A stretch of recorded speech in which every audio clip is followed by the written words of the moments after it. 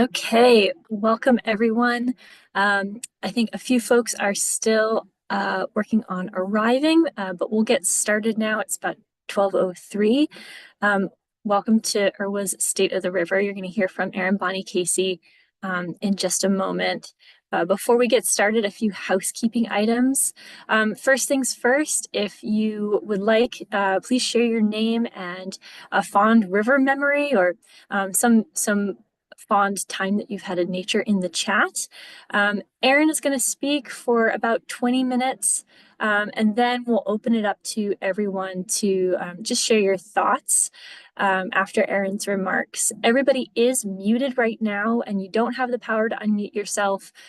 So if you are hoping to share something at the end of our talk today, then you can either use the hand raising function or drop something in the chat, and I can unmute you or read your question aloud from the chat. This call is being recorded. There is a live stream that can be accessed on our YouTube channel, and it can be accessed after the fact as well. And this will also be recorded. Thanks, Erin. With that, oh, and I see some folks are already sharing their memories in the chat. With that, I'm going to turn it over to Erin Bonney Casey, Executive Director here at Ipswich River Watershed Association. All yours, Erin. Thanks, Emma. And thank you all so much for coming today to hear a little bit about what is going on at the Watershed Association, given the headwinds we're facing with the drought, and how we're thinking about what the next 4 years looks like. It's a little bit weird for me to be on a Zoom where I can't see anyone else, so I'm just going to imagine that you're all thoroughly engaged and like nodding along to everything that I'm saying. But I really appreciate you taking the time during your lunch hour to log on today. So I want to start with just a mention of what is IRWA's mission and vision. Our mission is to protect and restore the Ipswich River and its watershed now and for future generations. And our vision for the future is that the Ipswich River and streams, ponds, and coastal waters of our region are healthy and beautiful. Clean waters flow year-round, native fish and wildlife thrive, and the river is resilient and adaptable to climate change. Natural areas keep the river clean and provide places for families and community members to enjoy nature. Our drinking water is clean, safe, and abundant. We work in committed partnership with communities, businesses, schools, and other organizations to educate the public to protect the river and the watershed forever. And I think probably most of you on this call are familiar enough with IRWA and with our mission and vision that none of that is a surprise to you. But I want to emphasize it because all of our work is guided by our mission and in pursuit of our vision for the future of our river and our watershed.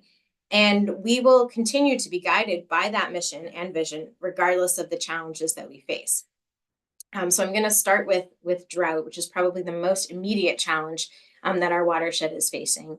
So you all saw, or most of you at least saw, the map that we had up on the screen at the start of this webinar. Earlier this week, actually just yesterday, the state's Office of Energy and Environmental Affairs updated the drought status, and right now, the entire state, minus Cape Cod, is in stage 3 critical drought. And for reference, Massachusetts defines drought levels from 0 to 4, with 4 being an emergency drought and the most severe scenario. So stage 3 is absolutely a concerning scenario to be in. We last entered stage 3 drought in July and August of 2022.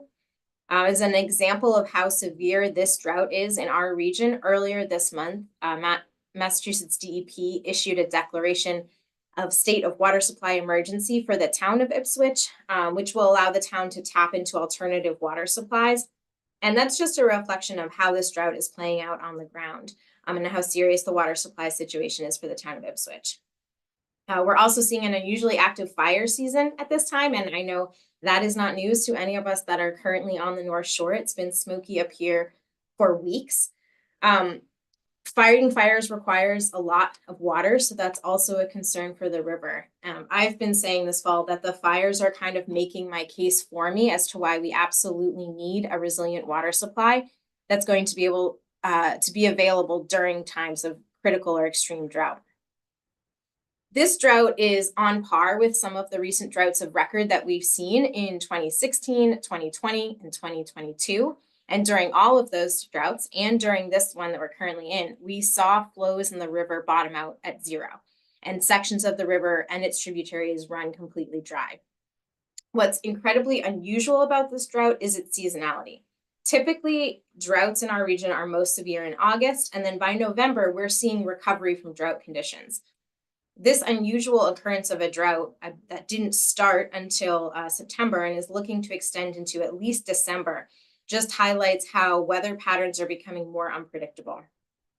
Typically, when we're in a drought scenario, you'll hear the Watershed Association talking about outdoor lawn watering a lot, because outdoor lawn watering uses about 1,000 gallons an hour and is the main water use during the growing season in our region and the biggest concern during a drought. This drought, we're not in the growing season. Hopefully no one is watering their lawns because the grass is not growing in November, but we're looking at high volumes of water used to fight brush fires. That difference is really striking. Drought is troubling in any season.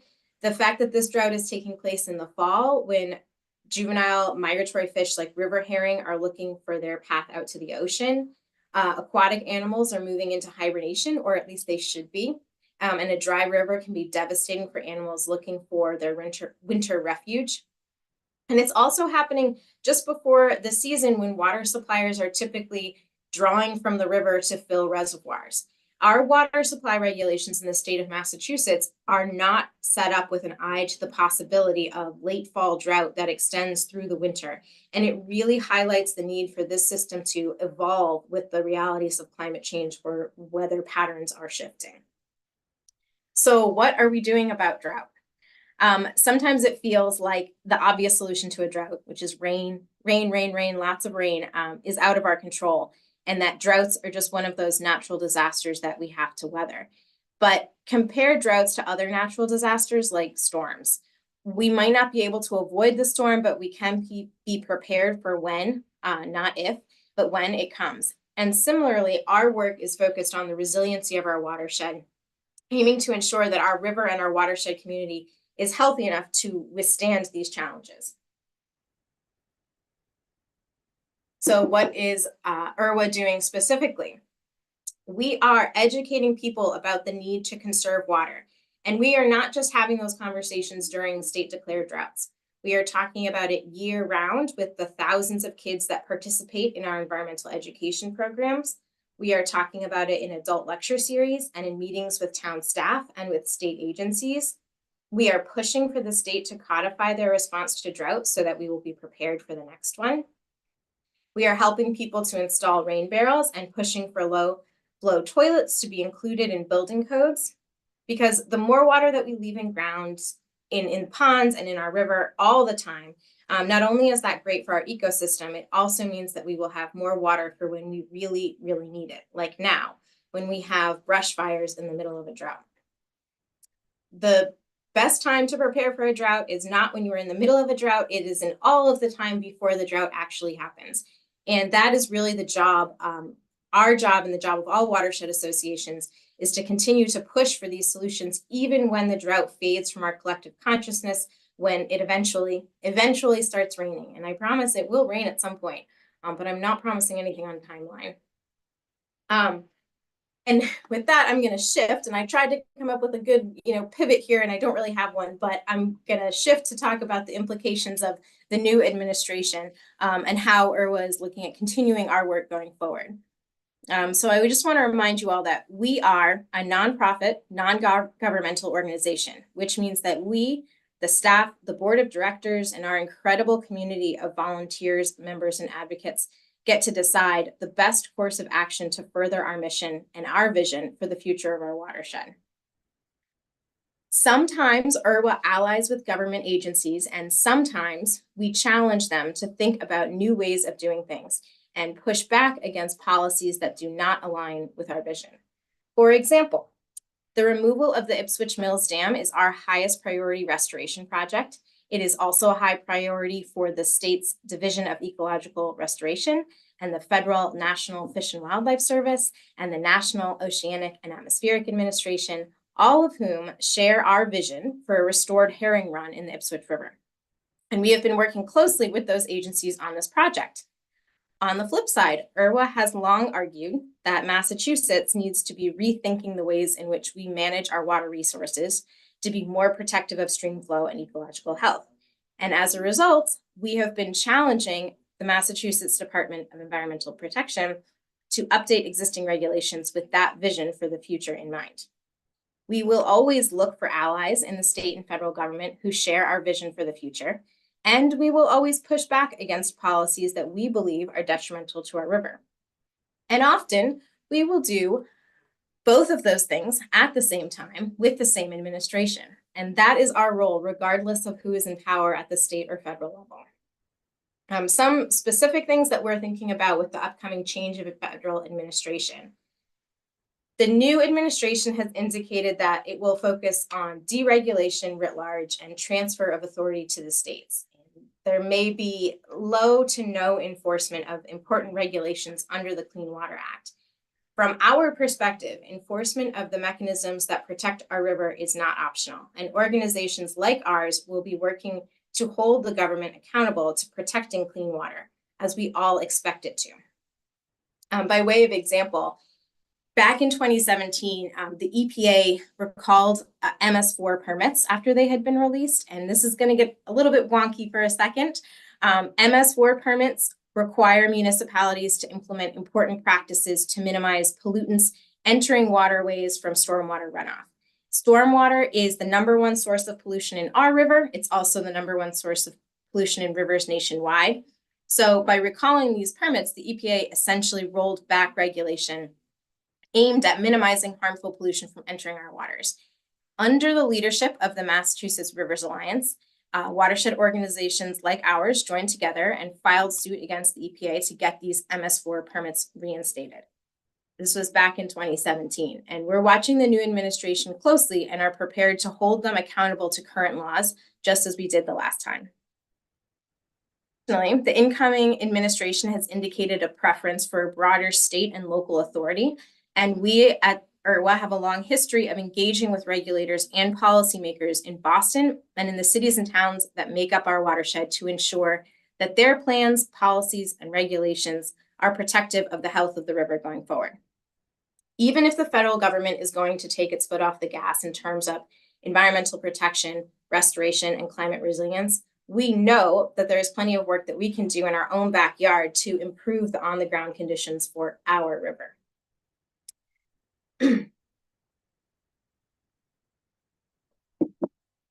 So a few things that we have been working on at the state and local levels recently, and a few wins in our column already this year. So earlier this year, the Massachusetts State Legislature passed the climate bill, and it's heading to the governor's desk for signing. Our river depends on us to mitigate climate change, and Massachusetts can really take pride in leading this effort. The bill also includes an amendment championed by our very own Rep. Kastner and Senator Tarr from this region, which streamlines the permitting process for restoration work in wetlands. That is great news for the health of the Great Marsh, and it's also great news for all of us in this community doing this type of restoration work. Also in this past legislative session, we advocated for the drought bill, which was not passed, but it did make it farther than it ever has, and it was passed by the Senate. You can bet that we will be advocating for this bill's eventual passage in the next legislative session starting next year. And you can keep an eye on our advocacy alerts in your email inbox when it comes time for you to write to your elected officials to advocate for critical legislation. Another local effort that we're very engaged in is the North Shore Water Resilience Task Force, which was chartered back in 2022 and is truly a unique effort to facilitate regional decision-making to address water supply resiliency and improve ecosystem health regionally and collaboratively.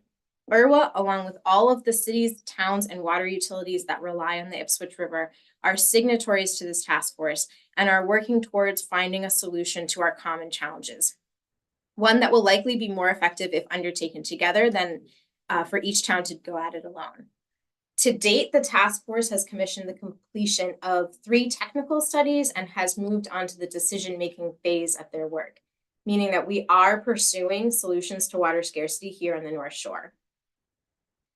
At the local level, with our cities and towns, we are advocating for what we affectionately refer to as a recipe for resiliency, which outlines specific changes that we can make to our town and city bylaws, ordinances, and regulations to conserve water, reduce demand on the river, and protect our river from pollution. And we look forward to continuing to educate residents about why these revisions are so important and work with our local town staffs to implement them. We at IRWA have also been advancing on-the-ground projects aimed at improving climate resilience, projects that will prepare our communities for the impacts of increasing flooding, severe droughts, and other hazards. So, for example, did you all know that an upgraded culvert not only allows for improved fish passage, but it can also reduce the risk of flooding upstream of the culvert and reduce the risk that the road above the culvert is overtopped, which can lead to the closure of critical evacuation routes during storms. So, it's true. An upgraded culvert can do all of those things. And we have a number of those projects in the pipeline. One of them up in Newbury is getting worked on as we speak. And that is sometimes what improved climate resilience looks like. It's one improved culvert at a time. So the last thing that I'm going to touch on in this State of the River talk is what funding looks like for us over the next 4 years. And I'm only going to talk briefly about it because I've been asked a few times. The last 4 years have brought unprecedented levels of federal funding to our work, largely through the Inflation Reduction Act and the Bipartisan Infrastructure Law. And as an organization, IRWA has been very successful in accessing this federal funding. And it has played a part in our overall funding model and critically provided funding for those type of larger scale infrastructure projects that we've been involved in. The past 4 years for IRWA have been about accelerating the pace of our work. And that's in part been driven by a few substantial grants that we won stemming from monies from these 2 spending bills. And it's also in part a materialization of the decades of work put in by volunteers and staff at IRWA to get us to this point. As far as IRWA's funding going forward is concerned, we knew that the federal support from the past 4 years could prove to be an anomaly. There was never a guarantee that it would continue. And fortunately, our organization has diverse funding streams. We rely on our individual members, state funds, private donors, and private foundations to keep our work going.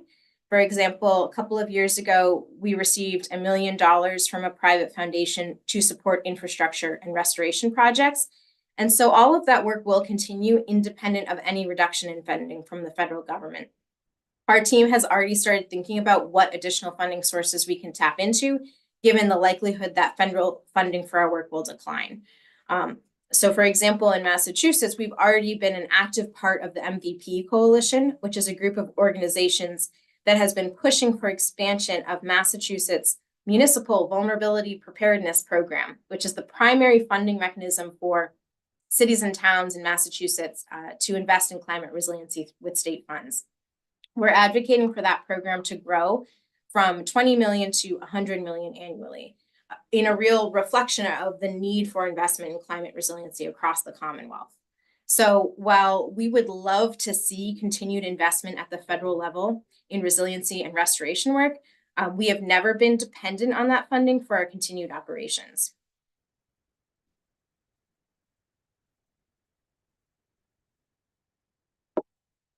So finally, for many environmentalists, there is a sense that protecting the environment is not going to be a priority for this next administration. And for those of us that feel that climate change is truly a crisis, there is an element of fear that we're going to backslide on the progress that we've made or not address these problems fast enough. But the federal government is not the only mechanism for how this work gets done. In fact, in many ways, the actions that we take on the ground and in our communities are far more impactful than the machinations of the federal government. I'm going to circle all the way back for a moment to our current drought. To address this drought today, it is extremely important that we are aggressively reducing our non-essential water use. And the way that we do that is through a community of individuals making choices daily in their own homes that can have a massive impact on the health of our ecosystem and on our communities. We can all shorten our showers, fix our leaks, and refrain from outdoor water use. And those actions will have far more impact on the conditions that we're experiencing right now than anything that could be mandated from Washington. One of my staff members offered this reflection on water. Water in its time can carve valleys out of hills. Water flowing forever with the certainty of gravity changes the very shape of our earth. Our task is simply to keep it flowing here in our corner of the world. And with that, please consider this my call, or perhaps my reminder to all of you to take action in your community. Save water, be vigilant against fire risk, and make sure your state and local leaders are paying attention to these issues now and in the future. By protecting our river, we are protecting every neighbor's cup of coffee, every neighbor's shower after a long day, every neighbor's indoor plumbing, every neighbor's dip in the cool, clear running river during those increasingly common 100-degree days, and every neighbor's opportunity to witness the wonderful biodiversity around them. We are protecting the organisms that depend on the river and that we in turn depend on for joy, for sustenance, and for a healthy, balanced environment. So that concludes my remarks. I want to thank you all for being here. And I also want to hold space for your thoughts and your questions. So I think we're going to answer some of the questions that have been coming in on the chat. And feel free to add more there or raise your hand if you would like to ask your question out loud. And Emma can help me unmute people. Yeah, let's start with, there's a question in the chat from Ruth, just to get started. Ruth asks, how are towns drawing water from the river upstream from Ipswich? For example, Middleton, Topsfield, Beverly, Salem, and is that being controlled to keep the river flowing? So I think a question about drought conditions right now. Yeah, so because the entire region is in a state declared drought, all of those towns are being encouraged to reduce their water demand. There is a kind of patchwork of regulations that dictate how each community can withdraw water during drought conditions. Some of them have stricter requirements than others, but given the severe nature of this drought and the fact that it's widespread, all of our communities are under at least a recommendation from the state to reduce their water use. And hopefully that answers Ruth's question. One of the things that we are working on too, I mentioned this is a patchwork of requirements. We're really pushing the state to start standardizing the requirements during drought. That's part of what the drought bill that I mentioned that's making its way through the legislature would do. And that would also be very rooted in the realities of what is happening in a drought on the ground, rather than what the requirements of the various permits have been largely, which have been dictated at which point in time they were filed. So to really root our response to drought in the conditions on the ground and in the science around drought management. Thanks, Ruth, for that question. Kristen Grubbs shared, first she just said, so grateful for IRWA's work on Newbury's Cart Creek Culvert Project. Thank you, Kristen. She also asked, what might be some steps to take to consider expanding the North Shore Resilience Task Force to include the Parker River watershed communities, or Parker, Ipswich, and Essex rivers altogether in general? Yeah, that's a good question. So, first of all, I would say that part of the reason that we are a watershed association is that a watershed is really a useful unit in the environment to think about, because it is all connected naturally and it extends across political borders. And when we have been in the past talking about how we're going to manage our water resources, we've really looked at it community by community. So the effort of the task force is to start taking a watershed-based approach and thinking about all of these hydrologically connected resources. The Ipswich River is one of the most intensively used in the state, and so it is kind of the poster child for these conditions. However, and I know Kristen is very aware of this, the Parker River is right up there with the Ipswich in terms of how much it's being used and the stresses that are put on it from water supply. In terms of expanding the North Shore Resiliency Task Force, to include Parker River watershed communities. I think there's an opportunity to export the kind of structure of that task force and take maybe some lessons learned from how that work has moved forward, and to start coalescing other groups in the state where we can connect people who are drawing on the same water source to be thinking regionally about it. And hopefully the Parker River is the next one that is able to take advantage of that collaborative consensus building model that we're trying to push forward at the North Shore Resiliency Task Force.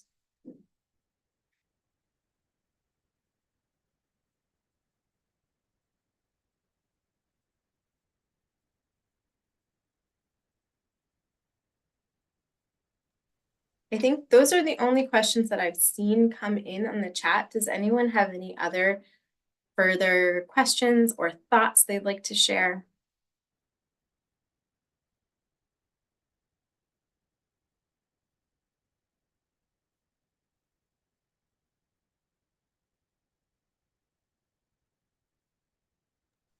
Erin, we're not getting anything from the chat just right now. Seems like those were the big questions.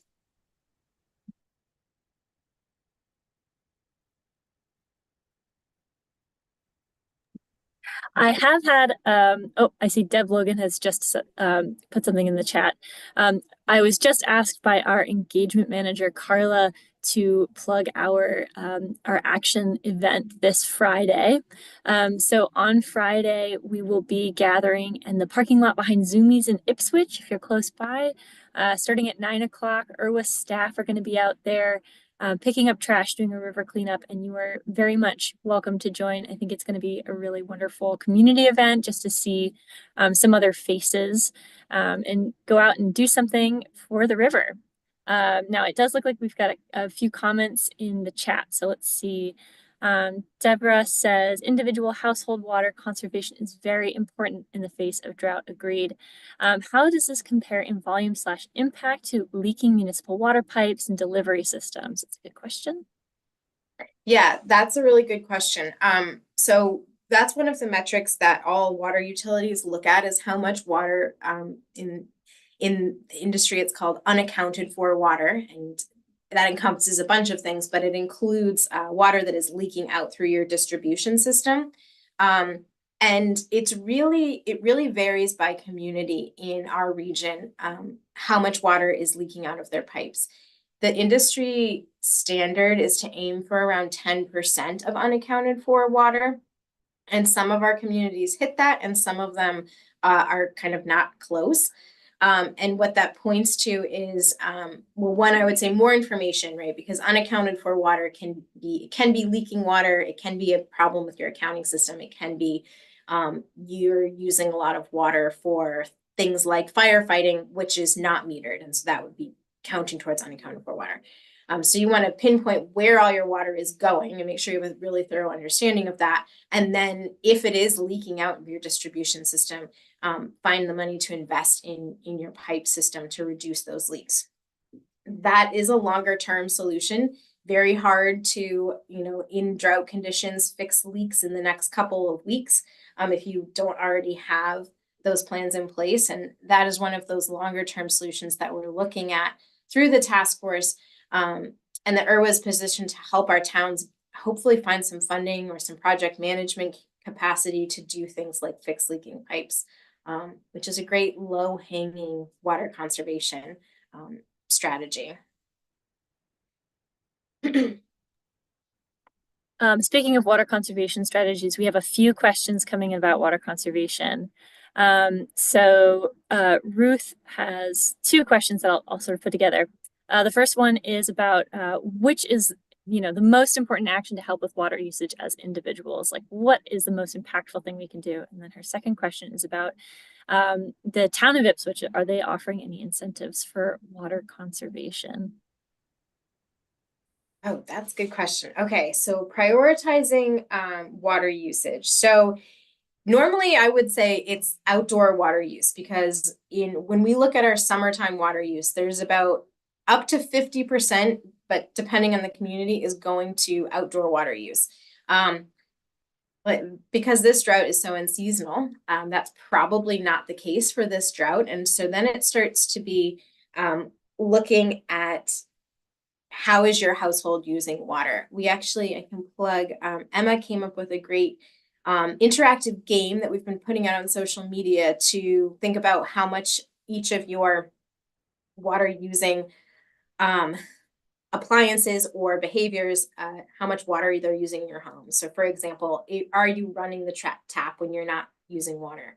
Are you hand washing your dishes? Because dishwashers are actually much more water efficient than hand washing. That's one of the ones that I love because I hate washing dishes. So using your dishwasher, filling your dishwasher before you run it, taking shorter showers. Leaks in your house can also use a lot of water, and leaks typically, they're going to look like, is your toilet running? Is your faucet leaking into the sink? So it might be things that you have been thinking are not really a problem and have been putting off on fixing. But if you're really looking to conserve water, you should be thinking about all of that water that is not being used and is still being wasted down your drains. What was the second part of that question? Oh, it was, incentivizing water conservation. yes, is the town of Ipswich offering any incentives for water conservation, which I don't think that they are, but maybe you can speak to that. I don't think that they are either. There's an incentive inherent in your water bill that if you're conserving water, you will be saving money on your water bill. And there are longer term programs like getting rain barrels installed. For example, I know a lot of communities in the watershed will offer rebates on rain barrels or possibly rebates on water efficient appliances if you're looking at that for your home. So those are some of those longer term kind of systemic water conservation practices that we do incentivize.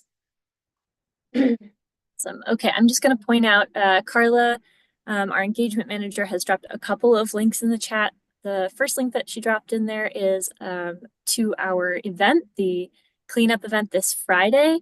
The second link she dropped in there is it takes you to our Instagram reel talking about Guess the Gallons, which is the game Erin was referencing.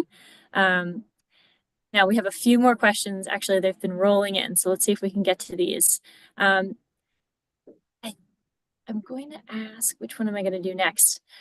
Hey, Carol, as far as what programs are coming out in the future to watch out for, just keep an eye on our events page. It'll be updated pretty soon. I think that we have some more action parties coming down the pipeline, but the Ipswich River events page is the best place to look for that. Now, the next question is about Wenham Lake water levels. Jean says Wenham Lake's water levels seem to be much higher. Is this water coming from the Ipswich River? Yeah, that's a great question. It's actually on my to-do list to write a blog post answering this very question. So you guys will get a preview to that. So Wenham Lake is one of the reservoirs managed by the Salem Beverly Water Supply Board.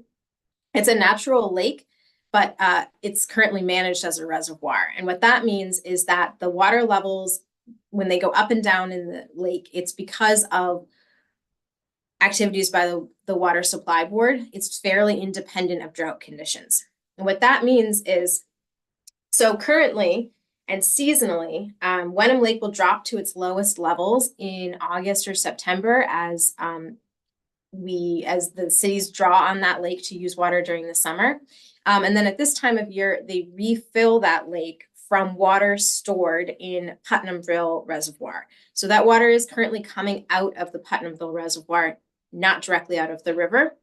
And then in the wintertime, the Putnamville Reservoir will get refilled directly from the river, based on restricted to the time of year that they can withdraw that water, and also they can only withdraw that water when the river is at flood stage. So they're taking water when the water levels are high. That window for refilling out of the river starts in December, I believe, but it is also tied to the flow of the river. And so if we are not out of drought conditions, then that will be impacted, the time of year that they're going to be able to withdraw from the river to refill those reservoirs. Okay, I've got another plug, this one from Abby. Reminder that the PI, which is Parker, Ipswich, and Essex Rivers annual meeting, is Thursday, December 5th at the Parker River National Wildlife Refuge building on Plum Island. We had a great discussion last year. We talked about all 3 watersheds. Thank you, Abby, for that plug.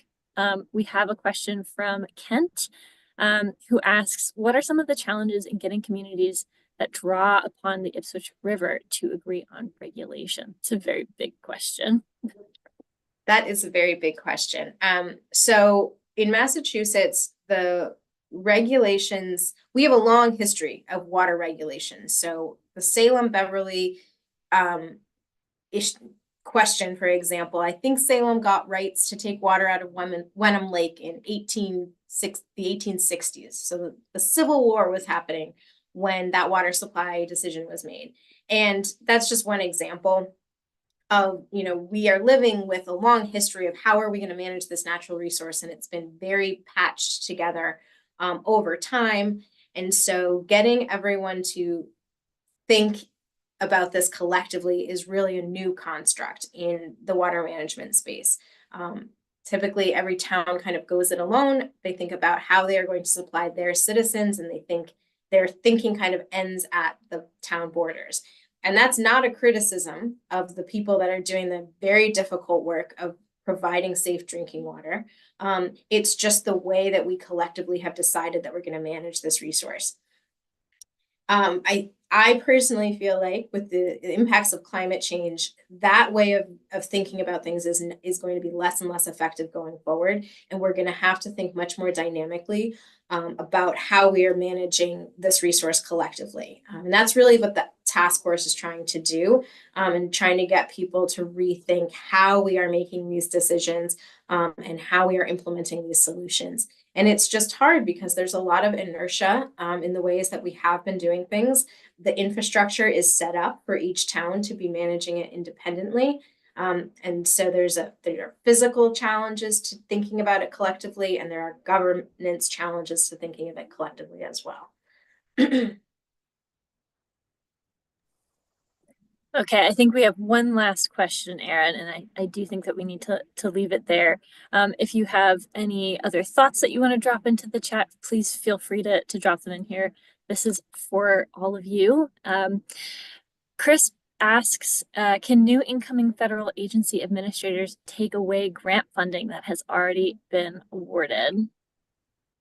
That is a great question, and one that we have been actively pondering here at IRWA. So when you get awarded a grant from the federal government, they're all structured a little differently. So I'm going to speak in generalities here, but you essentially sign a contract with the federal government that for a scope of work and a budget. And a lot of them are reimbursement, so we don't get funding. Funding doesn't sit in our bank accounts. We draw it down as that work gets done. Historically, the federal government has not taken away grant funding that has already been awarded and contracted out, even though, our contracts go out a year or two in the future. We're kind of operating on that history, but also knowing that the new administration is kind of talking about redoing the playbook. And so it's kind of an open question of whether they're going to abide by that historical precedent.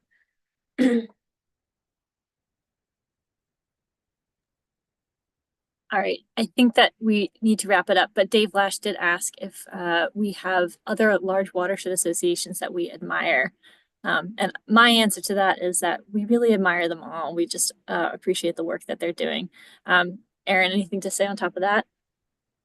No, I think that encompasses, what I love about watershed associations is that they are, by their very definition, like locally rooted in their communities, and they're doing work on the ground, and they can look really different depending on what their community looks like and what their climate looks like. So if we think about watershed associations that are dealing with the Colorado River, they're just going to have such a different perspective on this work. So it's just incredible the way that everyone is really taking into account their own community's needs and challenges to get this work done.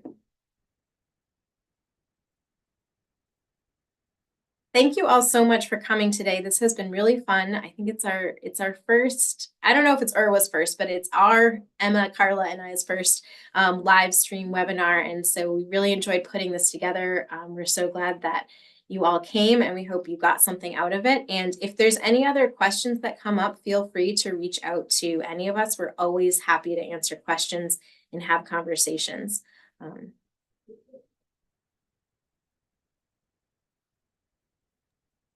Thank you all. Thanks.